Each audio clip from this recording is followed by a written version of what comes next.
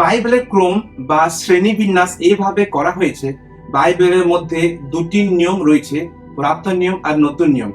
পুরাতন নিয়মের মধ্যে 39টি বই রয়েছে এবং প্রথম 5টি বইকে আদি পুস্তক থেকে দ্বিতীয় বিবরণ পর্যন্ত বইগুলিকে বলা হয় পঞ্চগ্রন্থ বা ব্যবস্থার বই।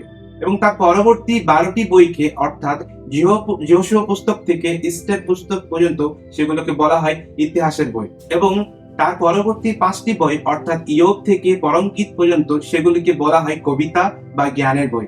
এবং তার পরবর্তী যে 5টি বই অর্থাৎ যেশাইয়া থেকে দানিয়েল পর্যন্ত সেগুলোকে বলা হয় বড় ভবিষ্যদ্বক্তাদের বই।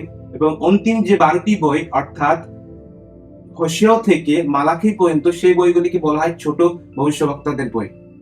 এবং নতুন নিয়মে যে বইগুলি রয়েছে, মোট বই রয়েছে 27টি বই, কিন্তু তার মধ্যে প্রথম যে 4টি বই অর্থাৎ মথি থেকে যোহন পর্যন্ত সেগুলিকে বলা হয় সুসমাচারের বই, অর্থাৎ সেখানে যিশুর জীবনীকে আমরা দেখতে পাই। এবং পরবর্তীকালে যে একটা বই রয়েছে সেটা হলো প্রেরিতের কার্য, সেটি চার্চের ইতিহাসের বই।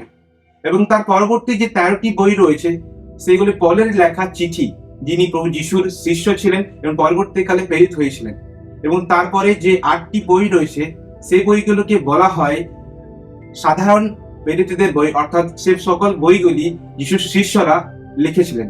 এবং অন্তিম যে একটা বই রয়েছে যার নাম প্রকাশিত বাক্য, সে বইটিকে বলা হয় ভবিষ্যদ্বক্তার বই বা ভবিষ্যবাণীর বই, যা বর্তমান সময় পর্যন্ত পূর্ণ হচ্ছে।